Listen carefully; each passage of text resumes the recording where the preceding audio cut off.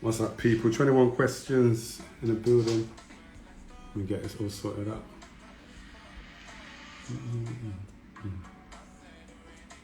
Done.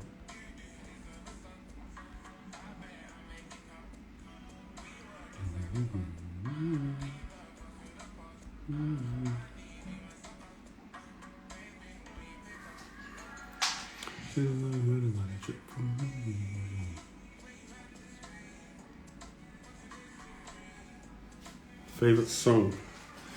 Big up to everyone that's joining us. 21 questions with Team Salut. We're asking the first question today. What is your favorite Team Salut song? Put it in the comment section. And if you're listening to this back, leave a comment. Let us know. What's your favorite Team Salut song?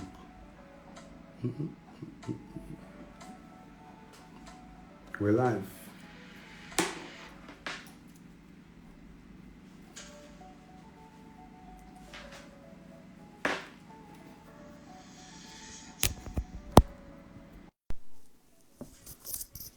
For me. Rehoboth, welcome. And I'm your host, IC. That's ICIE. I'm going to put my at in the comment section. That's ICIE Music if you want to follow me. But welcome. This is the Sit Down's Insta live session where we get to know guests a bit deeper, get behind the scenes, find out who they are, and answer questions that are important. We have so many episodes we would love you to check out. So feel free to do it after you watch this. Click the link in the bio. You can watch all the YouTube videos. If you're watching this on repeat, thank you for watching. Click the link in the bio and watch the other 24 episodes. All right. Sally, LDN, my people. Good to see you. All right, so guys, I'm just asking, what's your favorite Team Salut song? Put it in the comment section. Let us know that you're present. Let us know that you're here today. Hey. Oh, no, me. This is my favorite. Oh. Yxng Bane, Drip From Me. I didn't even know they did this one. Hey.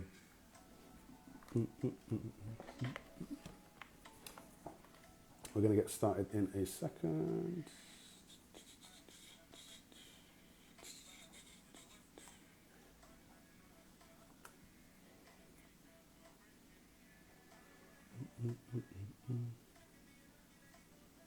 Right, where are we at today?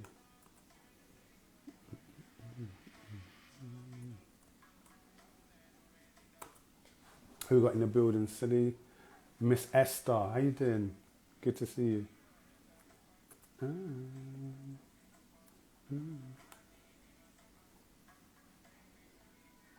Nasentia, how you doing? How do you say your name? Nascent. Oh yeah, I remember I saw you last week. Nasentam Nomi.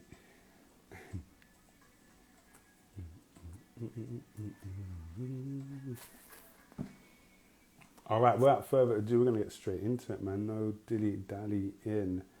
This is the Sit Down's Insta Live Instagram session called 21 Questions. I'm your host, IC, and you can check me out on ICIE Music. We have Team Salut in the building today, and the questions are going to range from their career and just who they are and how they've progressed so far. So make sure you tune in, tell a friend, especially someone who's aspiring to be a producer or the music industry, because this will be a good one for them. But without further ado, let's just get into it. All right, so I'll get the crew back in.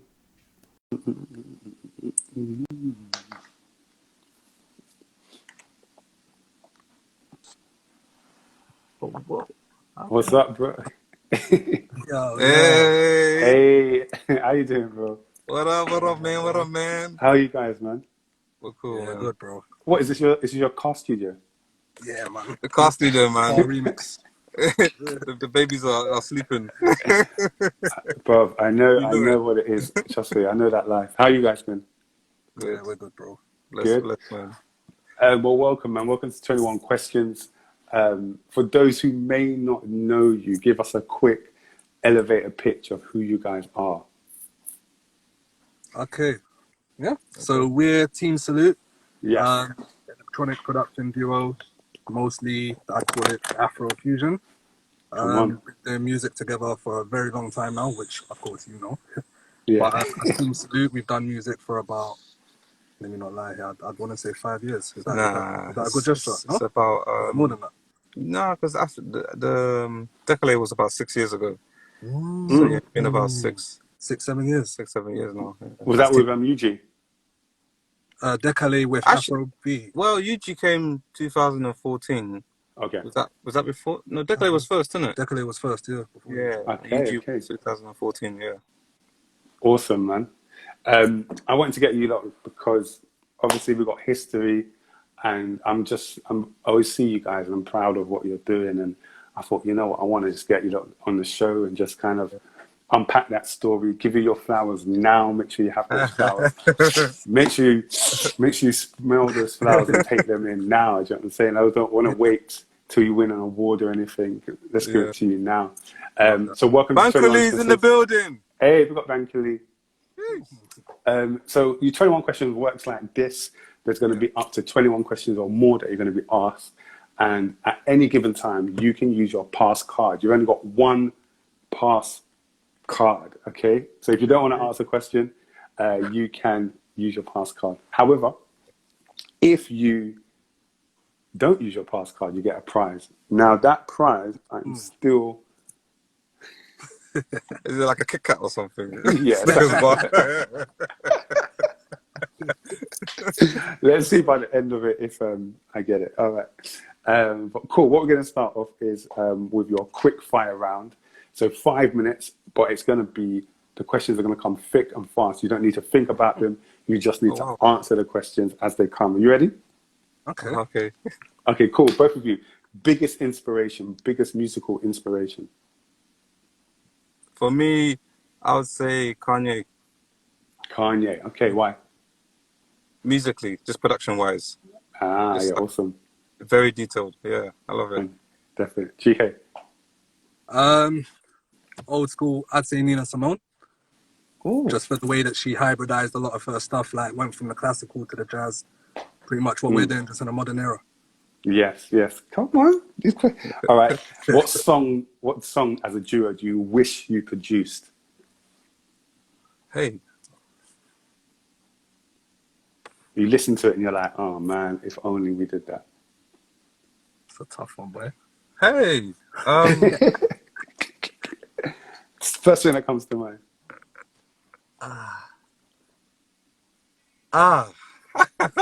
That's on the spot, man.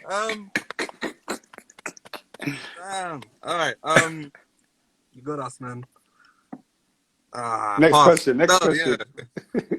Yeah. Do you prefer to work with big labels or independents? You know what? We've always done both anyway. But I like independent when we find them. Yes. And then I like labels for the business. Yeah. Okay. Music business. Come on. Name a song that you guys have written or produced that nobody would actually know about. Mr. Silver, Lila Bala. Yeah. Yeah. Throwback. Wow. It's still there. I think it's still on YouTube. Yeah. Lila Bala. Okay. Okay, we'll get into that. All right. And what's your top tip for a producer that is about to step in the studio just right now? Top tip. Producer. What, on his own or with an artist? So he's about to go in with an artist. He's got a session that's booked. He's about to go in now. What's the top tip, a creative top tip for that person? Listen with your ears and listen with your eyes. You got about 4 seconds to unpack that. Go. All right, basically. All right, so say now I was in a session with Daniel Serene, yeah, because I know he's in the building here. Yeah. I was in a session with an artist called Daniel Serene, and it's the first time I met him. I need to see his body language. I need to ask him some questions. I need to see how he reacts. I need to listen to what he's saying and replying to me. I need to ask him what kind of music he's into. And obviously, if he's coming to us, then I know that he wants something from us. So I think a lot of times where producers just want to just do what they want, and they're not really sort of like meeting in the middle with the artist. So that's why I say listen with your ears and listen with your eyes. Your eyes. I love that. What's your top 2 studio pet peeves? Come on, you know what this is. Lateness. Lateness and no shows. Oh. Yeah. Ooh, that no shows happen. Oh, all the time, man. Oh, All the time. you'd be surprised, mate. All the time. Just chilling, man. Just burning electricity. Just like... Next question. Biggest regret? In music or In music, yeah. Okay. Biggest regret, you know. I don't know. I don't know that I have one, to be fair. Because everything happens. You can't control it, man. You can do your best, but I don't think even if something happens and you think, damn, that shouldn't have happened, or I wish. That's true. Like it's even all... certain bad experiences have helped to shape us to where we're at. So nice. It's all necessary, in my opinion. Cool. Yeah. How long you got? You got 1 minute still. Both of you, what did you want to do when you were a child? Like career-wise. Honest answer, I wanted to be a rapper. You know what? I wanted to be weirdly, I wanted to be a lawyer. Aish. Yeah. A lawyer, yeah? Yeah, I wasn't thinking about rapping until Later in life. like later. Well, when I say later, this is like 14, 15. But before that, I wasn't thinking about that. Straight law. Just law. Yeah. Law. Law or design. The law or designing trainers. That's what I wanted to do. That's it. Nice. What are you most, both of you, what are you most proud of so far in your career?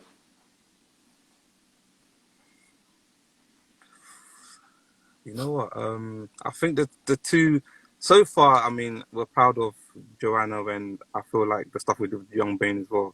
Because like the two sides, the two worlds, that's able to display what we do. You know what I mean? Time's up. Your time is up. I like that. Expand on that. What you were just saying there. Okay, so obviously, I think why those two mean a lot to us is obviously that's been our calling cards, and that's what's sort of given us the most exposure. But behind that, like Yxng Bane Vroom came out. It was done 2 years before it came out, and when we first met him, 2 years. Yeah, 2 years, man. It was we did it in Excel Studios. I remember that down in the basement, and that's the first time we met Yxng Bane. And I think he just started doing his singing stuff.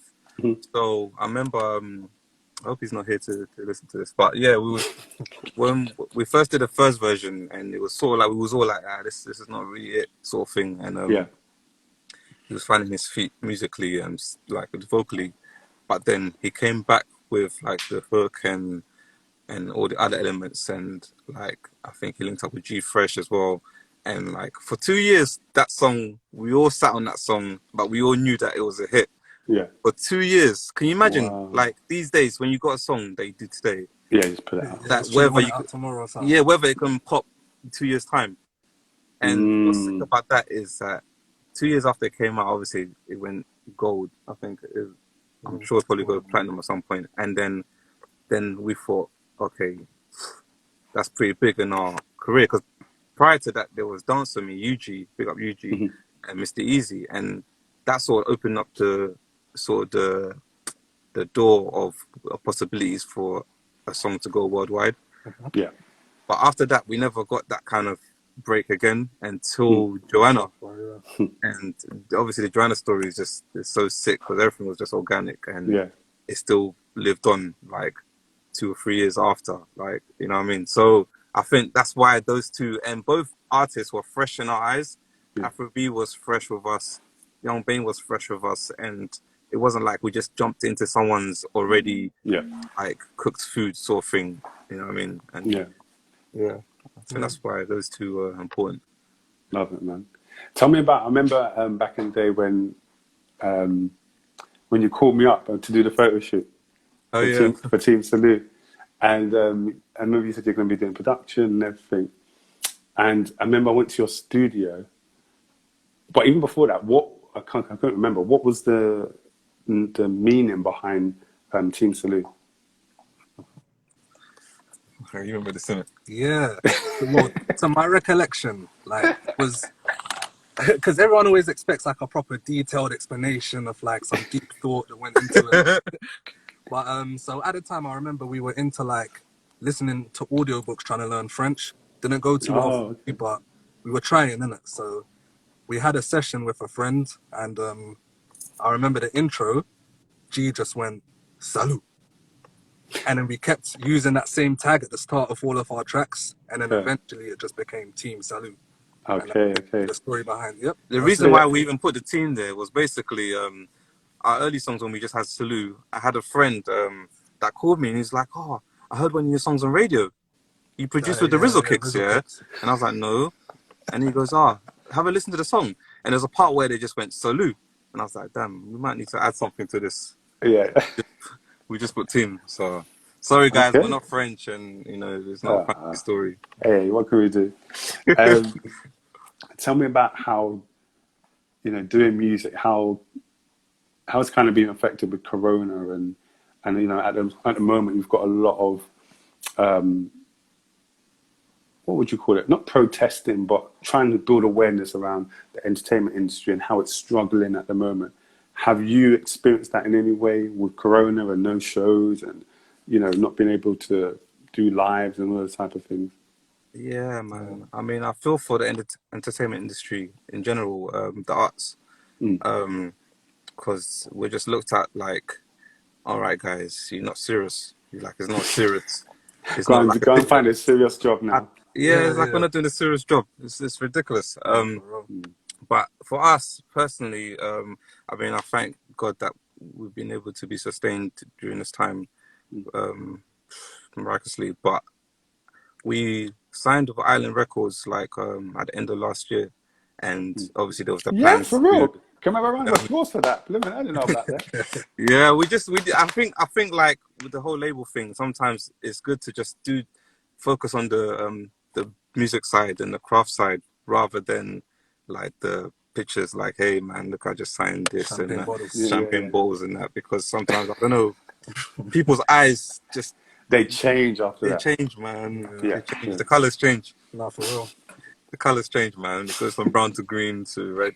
So we said, you know what? Let's just focus on the music. Yeah. Work it. Like, really, all that's happened so far, even with, I'm sure we'll talk about the latest single later on, but like, everything's been sort of just how we would do it independently. So it hasn't been no push from the label or nothing. Literally just been there. Okay, if you guys need any help, let us know. And that's how we've been working it slowly, because I feel like it's important for the development and story building. Yes. You know what I mean? But with sessions and stuff and the COVID stuff, obviously, we haven't done too many sessions. We've got a limit how many you do and who you interact with. I think the people I feel sorry for the most is DJs. Like, you know what I mean? Because like at least with production we can make music and still get paid, send it off. You know what I mean? You got publishing and stuff. But with DJs, like, if they're not putting out music, how are they living? Sort of thing. Yeah, that's crazy, man. Man, yeah, that's crazy. Hopefully things will let up soon, man. Yeah. Next section is explain this tweet. Mad. That's you, Glenn. That's all you, Glenn. out of you two, who tweets? Unless I tweet. I tweet most of the time. You tweet most of the time. Yeah, I'm not. Okay, explain this tweet. If you came into the music business because of talent, it will be a hard ride for you. Yeah. All right, I did that one. Basically, I mean, me and you are always on Twitter, innit? So we see what's going on. But I see a lot of people getting upset about like artists or influencers that sort of pop out of nowhere, like get big success and then cut. You know what I mean? I feel like people get annoyed, like especially if you're a seasoned artist that's been in it for years, and you feel like, people not just like respecting the thing, sort of thing. And I thought, you know what? Back in the day, when there was analog and there wasn't auto-tune, it was like you had to rehearse before you came to the studio. The studios cost like crazy amount of money, like where you really had to have talent. I understand those days, but like these days, everything is different, and you can't blame the artist. If I do a song about like dog poo, I say dog poo, dog poo, dog poo, dog poo, dog poo, dog poo, dog, and it busts, it's not my fault. Somebody has to buy it, right? Yeah. Dog poo. my daughter would love that. You know what I mean? Then, Yeah. you know what I mean? Then, like, that's not my fault. And we can't hate. Like, sometimes I used to look at it like that, but I thought, you know what? If someone does a song, Baby Shark, and the song pops off, Oh man, yeah. people buy it. It's commerce, it's business, isn't it? And I feel like people forget that when you get into music business, it's not SoundCloud, MySpace days where it's like you just put out your music and then, done, and then people are like, oh, you're sick, you know what I mean? Or whatever. Now it's like, it's a business. So your product is a product. The talent is attached to it, but more time is a product, because you can have someone that's like, maybe is quite bubbly and energetic, got a good tone of voice, but doesn't write. You know what I mean? And are they less of an artist than somebody that sings, writes, does everything, you know what I mean, produces their own records?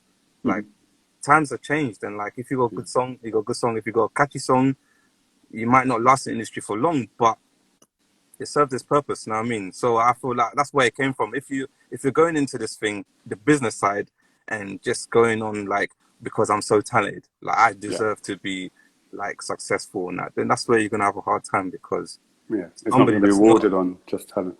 Yeah, somebody just gonna come with dog poo, literally a song like that, makes millions and then enjoys their life, and then you, with your, serious vocals and deep lyrics, you know what I mean? Like, eventually you might get there, but the game is the game, man. Dog poo will win. Dog poo might win. Tell me about, we go back way back to like the days of AFG Nexus, a group that you guys were in, and for us that was in commission, you guys were always like the forerunners and always thinking forward, and even musically and sonically. Today I was trying to find any of your music. I couldn't find anything. I went to MySpace. MySpace wouldn't play. But I remembered in my box upstairs in the loft, I have an AFG Nexus album that Obed gave me. Hey, my friend, you know we're cool, right? Don't ever use that good stuff, right? I'm mixing it rough. So I wanted to ask, like, how impactful was that type of training ground in music for you during that period of time? Because you lot were doing everything yourselves, whether it was the artwork, branding, production, studio. How instrumental and important was that time to where you are now? Yeah, it was very, because how old was you then? About 13, 14? I would have been about 13, 14. Oh my gosh. That was definitely my first experience with Logic Pro, I'll tell you that much. Wow. Because I remember at the time it was still on PC. So those days when I was coming around to G's into the studio, it was Logic, and I was coming from Fruity Loops. So firstly, I tell you, it made me make that transition. And much quicker. Secondly, I was just learning different disciplines, like how to set up a microphone, things that you might not even think about. And it's like, cool, I'm 13/14, and now I know how to do this. If I get into a studio environment, I've learned this, I can use these kind of techniques. Do you know what I mean? So especially because these guys around me were older too, I was just kind of absorbing things from them that they're showing me, things that I didn't know, or like I said, things I wasn't really thinking about. I feel like the performance side of things, because like combined, like us and you, we must have done like hundreds of shows. Oh my gosh. Those were the golden years, man. I wish Faith Child was in here. Like, those were the golden years, man. Like I remember there's one time we tried to keep all the like train tickets and stuff. Serene's in here, man. I know you can. Where is he? Where is he? You can vouch. You can vouch for this, man. Like, we did so many shows, and I felt like when we got to Team Salut, I didn't initially. He knows I didn't want to do performing. I didn't want to. I just wanted to like just do production and that. But then, as the times went on, I realized, all right, look, man, we can't sit around waiting for somebody to control whether that beat is going to be used as a single. Eventually, we're like, this beat is sick. We use it ourselves, innit? You know what I mean? Just put our own content for a little while. But I feel like all the stuff we did back then, all the performing, all the, what's it say? Red and A to Z, you know. yeah. All the performances, like, man, big, small, ghetto, far. Trust me. Man, I feel like all those are important, character building, you know what I mean? And especially with the kind of music that we was doing at the time, with gospel music and Christian related music, I feel like it was good character, you know what I mean? And like, and how to address people, how to talk to people. You learn so much from it. Very different from like if we was doing like mad hood stuff in the way we would talk and stuff. So I feel like everything has sort of built up to who we are now as people. You know what I mean? It's given us a really good story. Yeah. No, definitely. It was definitely character building because, you know, when, like you said, we had to do shows upon shows, like you'll do a show on Saturday, you got 3 shows you do on Saturday, you got 3 shows you do on Sunday, but each one has you got college, you got live, and each one will have a different audience, and you'd have to know how to adapt and cater to that audience. You might come with one set list, see the audience, and have to change that set list real quick because you're like, Faith Child, I knew it. We got Faith Child in the building. He is the what is it? The time traveler. He knows it all. He knows everything. He remembers everything, fam. But it was such character building in those times, and I think for who we are now, it only just adds to, you know, like you said, adds to our story. I remember, you know, I can't remember how many years ago it was, but then I went to your studio, and you took me round and you said, "Oh, you're building a new studio." I was like, "Oh, okay." And you showed me the space, and then over a period of time, you posted it online of you not actually doing it. What made you decide to do it DIY? Because you could have just kept on using your friend's studio or whatever. You know what? Actually, where it started from, really, really, truly, was GKP. Because he came back from uni and he was like, oh, he wants to set up a rehearsal studio. Yeah. Oh, cool. Recording. So that's where it all started. And we was using in the building. We was using the computer room at the time. I think Esso was even recording in there. Yeah. We recorded a couple of his. I don't know if he recorded 2 albums there or something. And then whilst we was building it, and building the other one took a long time because obviously it was our money. Like we save up a little bit, then run out of money, buy some more beams. You know what I mean? Because it's obviously on the first floor. The beams are long, so we have to pull it through the windows, and you saw how it looked. It was all gutted, and and like we did it with our bare hands. Like it just felt different doing like that than like just going somewhere that's already done. I don't know. It just felt like the journey just felt a bit more special. No, that's true. Yeah, you know what I mean, yeah. And was there an element of ownership that was involved in that? You not having ownership of your own space, and rather than having to rely on somebody else. Definitely, 100%. Yeah. I think ownership. I think it's important, man, because a lot of producers that maybe was doing it in their bedrooms and that is, after a while you don't want to be in the same environment, like where you sleep, where you make your music. After a while you want to sort of separate that. Go home, have a life, you know what I mean? Sleep. You know what I'm saying? Like, I don't know if you ever came to my house in the morning when we was first recording. Everything was just in the house, and like one room was where the studio was, and my bedroom had a mic, and oh wow, was doing that. Was that where I recorded In-House EXO? Maybe, probably. Yeah. I think that's the only place we was recording at the time, so it must have been. Big up G-Wood for In-House EXO. He is the actual guy, the first ever person to record my and it was a mistake. I can't remember that day. I think I just wanted to. I can't remember. I think I just wanted to vent. But this was not the era of no chorus. You're supposed to have a chorus. Yeah. And I remember, I think we did it, and it was like, no, that's fine. Put it out like that. Yeah. So I remember that day, man. Tell me about the consequences of success. The consequences of success. You guys have had, with Dance For Me, it's on 34 million streams. Drogba, Joanna with Afro B, 55 million streams. You got a number 23 on the Billboard US charts. Hey, jeez, come on. Like, what are the consequences of success? What comes with success that you found, both positive and negative? Well, I guess what depends on what your success define. what success means. Yeah, what does it mean to you? because for us so far, it's successful in we've been able to go up a step. Another step, yeah. But if you're talking like success, like Justin Bieber and everyone, people chasing us and stuff, then we're not at that stage. But like I feel like one thing with this industry, when you're doing well, is sometimes also is like, be careful how I say this, but like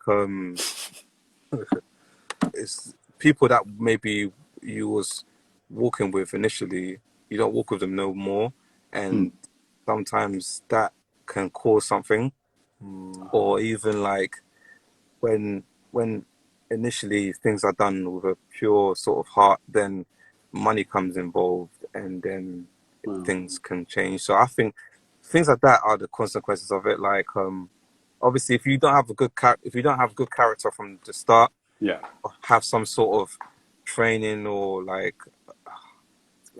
background foundation, I feel like that stuff can get to you really quickly. Like, so people have been doing it for a long time, and then they get their break. It's amazing, and they're sort of level-headed, and then they know how to like sort of manage their careers. But I guess the ones that come into it like hard and fast find it a bit more difficult because there isn't that foundation. All of a sudden, you've got a whole bunch of people around you that want something from you, and like it can be difficult like that. But for us personally,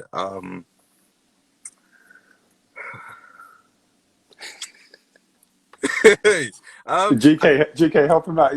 He seems like he's dancing on some eggshells here. I mean, I see where you're coming from, because I feel like sometimes people's perception of success can change how they perceive you. So for me, in my personal experience, some people that I've been close with, or maybe even not have, maybe because they feel like I've made it, or that I think in my head that I've made it, they feel that maybe my behavior is a reflection, or certain things that they perceive as a reflection of that. So I feel that sometimes people misunderstand the journey, or even sometimes what it took to get to where you are. The people will say stuff like, oh yeah, you don't even shout me, I won't say too much, but anyway. But then it's like, you actually get what I'm doing. I'm at work. You don't shout me when you're at work. I don't shout you when I'm at work. You know what I'm saying? I've explained that to certain people and they're good with it, but I feel like sometimes success can distort people's perceptions. Yeah, because like we all know that just because you see 20 million on YouTube doesn't mean that I got 20 million in my pocket. For real. You know what I mean? So sometimes people think that they equate that, these guys are like, they made it. Like, it's not like that anymore. Like, it's not like that. Literally, you can have 20 million and it doesn't mean anything from YouTube. You know what I mean? It doesn't even, sometimes it might not even equate to the fans. It just means that they just like the song. And then that's it. So it's a perception thing. I think that's one big thing. You make people perceive you to have made it more than what it is that is actually happening. You know? And is there anything that you actively do to kind of dispel that myth, whether it's what you post on social media or what you present outwards in tweets or whatever? Is there things that you do specifically to let you know that, look, it's not what it's not what you think it is? I mean, I try to do sometimes in tweets. Obviously, with like big signings or major things, is we won't post it to like too much success stuff. Like just keep it minimal and just focus on, I guess, people's skills and just building fan bases and stuff. So, and I think you lot have always actually been like that, even from AFG Nexus days. You've not been about, even though people would perceive you as successful, you wouldn't trumpet that or shout that out. It was like, well, okay, it's good, but it's not the main focus. It's not the main drive for us. Let's keep on doing the task because that's really what, matters at hand. Yeah. Cool. Tell us some of the, I was looking at some of your stuff and some interviews you did, and you said that there was a Eugy and Davido video that has forever disappeared. The files got lost, and there's no way of anybody in this world seeing it. And we spoke about it a bit earlier in the beginning. How do you lot deal with like the losses and the L's? I mean, I know you mentioned it before about how you the way you perceive it. But in that time and in that moment when the L is happening, maybe there was a track that was supposed to go on somebody's album. Last minute, they say, "Now we're taking it off." How do you deal with those L's? Do you feel what's happening, or is it immediately, oh, let's just learn from it and get through it? And tell me of some examples would be great. I feel like sometimes there can be a bit of an emotional response to it, but then at the same time, man, like literally have to continue, like regardless. So for example, if we take the video that happened, I could still be, really upset about that today, but it's not gonna do anything for me. So based on that, we literally have to keep going. So it's one of those ones, man. Some L's just gotta take it on the chin and go. Yeah, yeah, it happens all the time, man. Especially if you're doing producing, you think something's gonna make it, and then it doesn't. Like we got loads of songs just sitting there that's nothing's gonna happen with it, or nothing happens with it at that particular point. So, like we've done songs with like big artists, and we think, oh yeah, it's gonna make the album. Then it doesn't. But then you speak to them, they're like, no, it's for the next album. And you're like, oh, okay. So it's not all the time that I guess you have to always like be licking your wounds and it's not everything's an L sort of thing, innit? Like sometimes it makes it and sometimes it doesn't. In hindsight, you look back and you think, well, does it matter now? Does it really change what's happened now? Yeah. I might that video didn't come out, but later on Dance With Me came out. Was it Dance With Me after, innit? Was it Dance With Me straight away? Because it was Munsa, then it was the video one, then Dance With Me came later on. Cool, yeah. So, you know what I mean? Like, would they have changed anything? Like, I don't know, man. We don't know, I don't know. But I feel like you have to just live in the moment and, like, pick yourself up and just get on with the next thing, keep it moving. Yeah. Yeah. Yeah, it's true. Okay, no, go. To cut you, bro. Sometimes I feel like certain, or what you perceive as a loss at the time, some of them, like we were saying, character building, some of them are actually, you need that at a particular time because it wasn't meant for that time. Do you get what I'm saying? Or like, even like the Yxng Bane track, we might have wanted it to come out straight away, but 2 years later was the best time for it to come out. So sometimes you got to be prepared for timing to fix itself. Yeah, no, I love that, timing to fix itself, especially I think with music, because you can't predict the waves. You really cannot predict the waves of what people are going to be into, and you've almost have to focus on creating and then giving it and then just going back to creating. And whatever space that lands, just know, like you said, that was the best space for it to land. You know, an artist might listen to it, 2 years from now and think, yeah, this is the lead single, this is it. And then give you the call, or maybe they don't even give you the call, you just hear it on radio. Yeah. That's what I was saying. The Yxng Bane song, that it was 2 years before it came out. Vroom. That's great. So, and did you know it was going to be coming out? No. No. Like, there was radio silence for so long. And obviously, I think he was going through some label management situations at the time. But we didn't really know that. So we were just like, wow, I wonder what's going on with this song, man. Maybe we should take the beat back. Maybe we should do this. But then eventually, like a year later, it's like, yo, this song. They were like, okay. Then we don't hear anything again. Then later on, another year, it's like, yo, this song's coming up. And we're like, oh, okay, cool. Yeah, I mean, so sometimes it just gets like that, man. Yeah. Tell me about, because I mentioned it to Eugy today, how I didn't know that you lot did Trip For Me with Yxng Bane. Yeah. And I have a Spotify playlist of just my favorites. I call it Shuffle Gang. And I remember I played, whenever I listen to a whole project, I pick out the songs. And that one for Yxng Bane's last project, I was like, I love this. I love this song so much. Because it was so different from him and what I'm used to.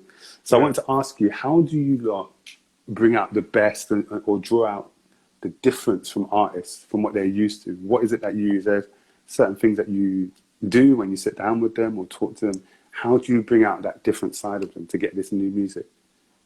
You know what? Everything's a connection, right? Because it doesn't always happen like that.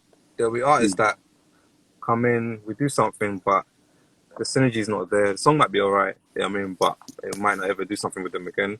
Not that there was any particular bad vibes, but like there's not that connection. I don't know. Maybe it's more that we're very good at finding and working on the ground level, sort of almost development side of things. So when we find somebody like that, it's like the connection is different. Then I guess we're just thrown in with somebody and just see what you lot can do. You know what I mean? Sometimes it works out, sometimes it doesn't. Like, for example, the new girl that we're working with called Nabile. Oh, we got Nabile. Yeah. Nabile. I listened to her as well. You know what's crazy about that? I didn't even know that she did music. I just used to follow her as a dancer and stuff. As a dancer, yeah. Her vibe and everything. Then me and Glenn was just talking. Like, you know what? Like, some of these dancers must have something in them, because you can't dance with all that, the facial expressions and the vim, energy and all that. rhythm. And like, she's so super cool, the dress sense, the fashion and everything. I thought, no, let me just reach out. And I didn't know that she was doing music at the time. So when I said, we had a song that we needed someone from like South Africa on, and I just said, yo, like, can you rap in Zulu or something? And she said, yeah. And I was like, really? So yeah, that's all right, cool, come to the studio. She came down, played the beat. She was like, wow. And then she started just vibing, and then she broke down and just said, like, she'd been trying to do music like quietly in the background, trying to build and stuff, but she never got the confidence or break to do anything, sort of thing. And I was like, wow, like, those are the kind of people that we sort of bump into as it goes, like, on our journey, and those mean a lot to us. And I think those are the connections we have, like the Afro Bs, the Yxng Banes, you know, even the Tion Waynes. Like we just have a different connection with these certain people, that when they come to studio, we always come out with something, you know what I mean? Even if it doesn't come out, and that's important. I mean, you could do like 100 songs before you get the one, but those 100 songs are where you build that relationship and you know what I mean, that connection. Yeah, that's beautiful, man, because I think in an era where, like you said, you hear a song, you think it's going to be a hit and you want to put it out, there's a process in that. And that the process is the relationship between the producer and the artist. And it could be easy for you to, as a producer, send the beat over, I'll vocal it, cool. But the special relationships and the special songs, I think, come from you vibing in the studio, artistically and creatively, but also relationship-wise. Like, you're actually cool as people. If we turn off the monitor, if we turn off the speakers, if we turn down Logic, can we still talk?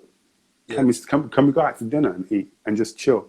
Because if you are successful with this person, you might have to be flown all the way to Australia, and being on a 24-hour flight or whatever hour flight with that person, it's going to be a lot. Listen, the artists that we are close with, right, from the start, even will.i.am, right? Someone like will.i.am, we spoke for maybe a couple of hours before we even touched, like, the computer. Like, there's people that you actually, like, can talk to, literally, like, before you even work. If you're not even careful, you don't even do no work, and you're like, oh damn, we only have like a few hours left, because we've just been talking. Like Yxng Bane, we could sit there and talk for time about everything, and then they're like, oh yeah, we've got to do some work now, innit? And start that process again. So yeah, man, you're definitely right. Relationships are so important. There are times where it's a transaction and it's a business. Yeah. You know what I mean? You need to jump on this with someone, you just get it going. And there's ones that are like sort of long distance relationships in music. Yeah. I love it. Both of you have learned instruments yourselves, like self-taught. How important would you say that is for a producer to learn instruments outside the electronic kind of range, but be able to actually play them, be able to actually hear like live music and know how to play it and arrange it? How has it helped you guys? And two, do you think it's important for a producer? I think first it depends on your style, because there's certain dope producers I know that won't touch any bars or anything, but they know exactly what they're doing and it will sound fire. However, if you do know that you're into some kind of live instrumentation, you got to be willing to either learn to play or to hire session musicians, because you know, I mean, for us personally, like, I can't play a sax, for example. So something like that, get somebody who can. But in terms of like, for example, I've always wanted to learn to play the guitar, and G had one some years ago, so I borrowed it from him, started teaching myself. And I think because for us, we've got a format that we use to learn instruments, so it's kind of like we can just hop around certain instruments, not everyone, like I said. But yeah, to conclude, I reckon it depends on your discipline, what you're making. Like if you're some kind of like jazz producer, the chances are you're not playing anything, so you need a whole range of session musicians.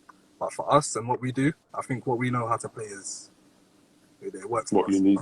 Yeah. But for like anyone that's trying to get into music, I think it's important to try and understand some theory, but it's not necessary, because I think people get confused with producer and beat maker. Like if you're a producer, sometimes you don't even need to touch a single thing. You just need to source, and it's the sourcing that makes. Wow. You know what I mean? Like I could think today, I want a trap. I want a trap song. Maybe I don't make it, so I'm gonna hit up somebody else and go, look, I just need you to get me some beats. Then I'm gonna get this artist to jump on the beat.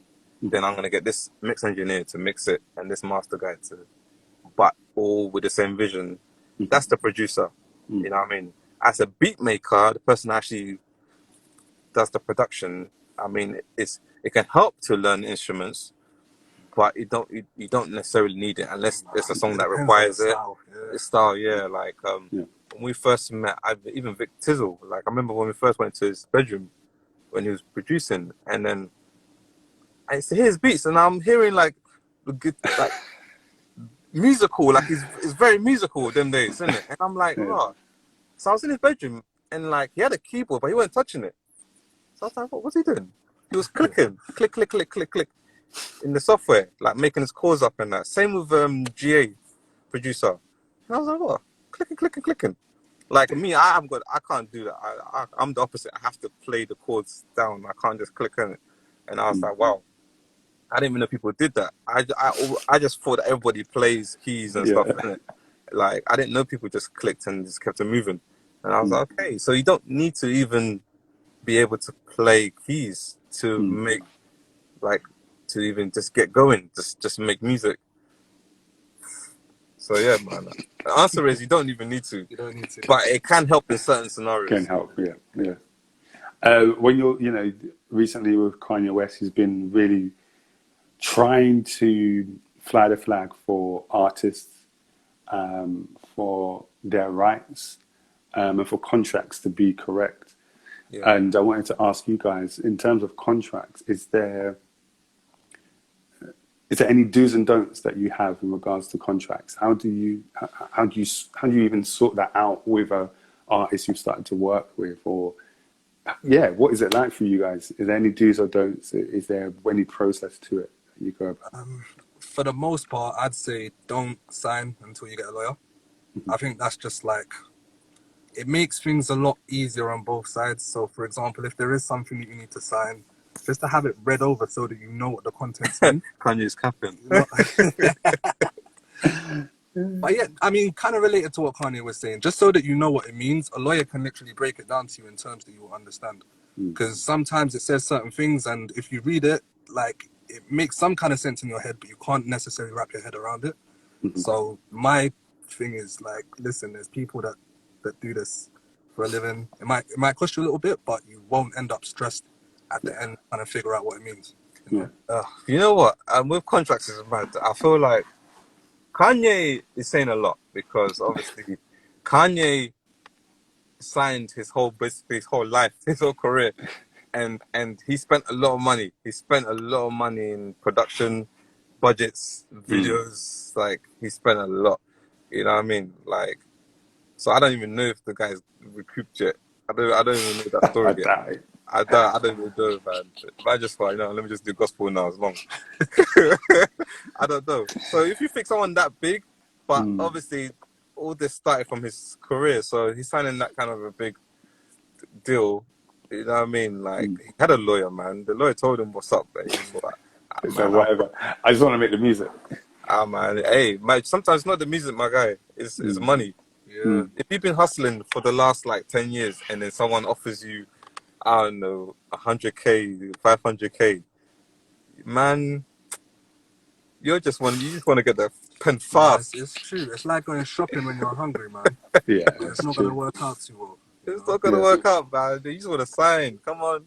And then once you're doing something, you realize when like how much money's been made, and you're not getting that kind of lion's share. You're like, wow, but you forgot about the advance.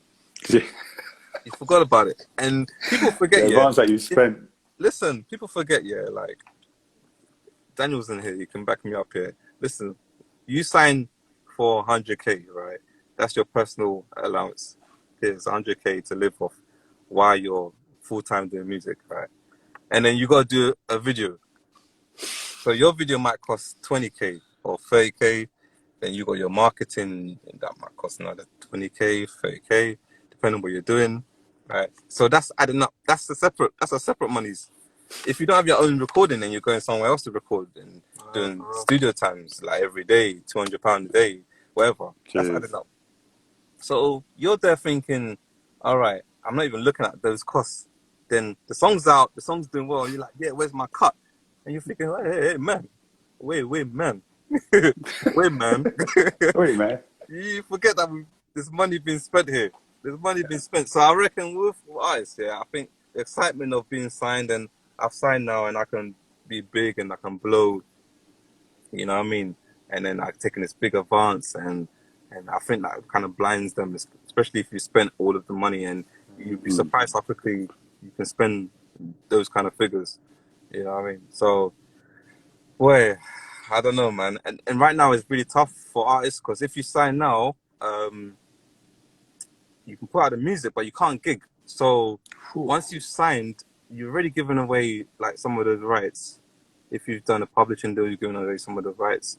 So if you're not performing, there's no like new money coming into your pocket. Yeah. I mean, so if you burn through your advances and that, like, it's a crazy thing. So people just need to be careful when they're looking at contracts and that. If you know what you're signing, just take it with your chest. Don't come back and complain. Just take it with your chest. Unless the label's frauding you and holding money back, then I understand. But, The last two questions. How do you do this? You know, in a quick nutshell, how do you guys manage the balance between family and music? You know, because Juba, you got a daughter. And GK, you got any kids? Nah, no kids. No. He's single, by the way. Single, ready to mingle. When will he marry? Yeah. So how do you balance? You know, because sometimes some people can be all consumed by music. I'm in the studio 24/7.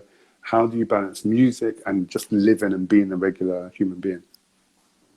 For me, man, just sometimes you gotta go home. You know what I mean? So it's like what we were talking about before. Like, if your studio is in your bedroom, or you spend all your time in the studio, the chances are you're not doing anything else. For me, I know that I have to do other things, like just for my mind's sake. And like he said, like, we've got family members, people that we care about. Just so for the most part, by 6 p.m, I try to be gone. Like, just like it's work as it is. Just 6, I'm signing out. Go see mum. Go see. I remember Eminem did that. Yeah, man. Day sessions, man. Like, listen, man. Anytime I'll do a night session, it's really, really that this is something big, or I'm abroad. If I'm abroad, if I'm in LA, I'm not around the family, then fine. I'll do whatever needs to be done. However, man, if I'm in London, it's a daytime, my friend. It's a daytime, my guy. None of this, like, turning up at 9 p.m. then we start. No. Start vibing. What do you mean? I'm tired. I'm tired. I woke up at 7. This girl, my kid woke me up at 7, bro. Deep cereal. I'm tired. Yeah. So you know what? I think the point of when we took the studio out of the bedroom into a place and then set ourselves the limit that we're daytime producers, unless we really, really, really need to do nighttime. We're just daytime producers. You do your job, whatever early it is. You go in, you record, you vibe, do whatever. Then when it's finished, you go home, have your dinner. You know what I mean? Have your dinner. You know what I mean? Pick up your kids, have fun at home, watch some Netflix, chill. You know what I mean? Then the next day you come back again on the weekend. like we don't produce on the weekends unless it's an emergency. Like, otherwise, nah, man. Like, why are you stressed? You can't stress yourself like this, man. Like, if COVID hasn't taught us like the power of like mental health, I don't know, man. Like, what I mean, you can't stress yourself, man. Unless like, you know, when people say, oh, like, don't sleep, like, grind, don't sleep, whatever. I feel like, I don't think it's a physical thing, because it doesn't make sense. How can sleep deprivation be a good thing? How? It cannot be. Not in the creative field. Nah, for real. My brain is fried. I can't think of one kick to even find. One kick, one snare. I can't think of nothing. You know what I mean? Nah. You can't kill yourself like that. And you know what? Like, our manager, like, oh, he's in here. Yeah, he's there. I'll big up Gav. Yeah, like, our manager, fam. He's on the same page as us, man. You can't kill yourself, man. Like, sometimes we don't hear from him for like a few days. He's just missing. And I know it's because he's been doing the school runs. He's got to do the family time. And like, even me, I can't be on the phone too long. Because I get eyes on me, man. I don't know if it's the same with you. Times. You know, you got to know your time. Too long. Before I got in this, I had to make sure my daughter's eaten, bathed, slept. That my responsibilities are done, and then I can come and do this. That's it. You got to do your housework first, and then. So I think it's important for everyone, man. Like, everyone starting out. If you're young, though, no responsibilities apart from maybe school, college. If you do your schoolwork and that, don't drop out yet. But like, you know what I mean, try and balance it, man. Even if you're doing like bare beats during the week, and on the weekends you just chill. Just chill, man. Just do stuff with your friends, go out, whatever. When you're young, you know what I mean? And as you get older, that it starts changing because you have responsibilities, so you're forced to do, you know what I mean, balance your life out. 100%. No worries. Guys, thank you for your time, man.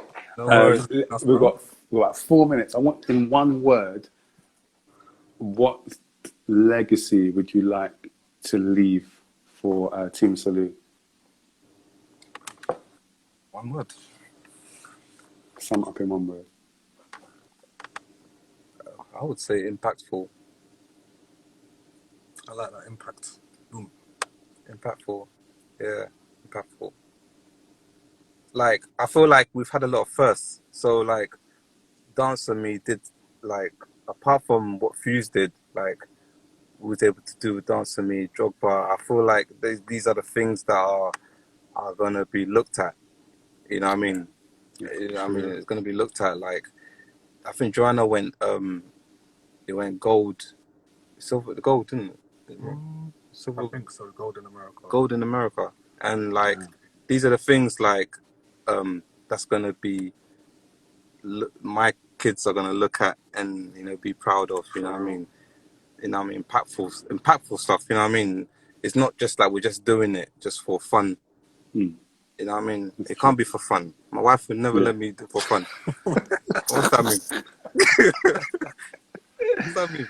No, it can't be for fun. It's got to be. You got to do something. The struggle's hard to. You take years to get to where you are, and you're still doing it for fun. It can't be. There's got to be something you got to impact somehow, and then that becomes your legacy, and then you can. You know what I mean, do other things. So I mean, that's what I think impactful. No, that makes sense. Impactful. Yeah. All right. In 10 seconds, tell me. Someone had a question. Is there someone you haven't worked with that you still want to work with?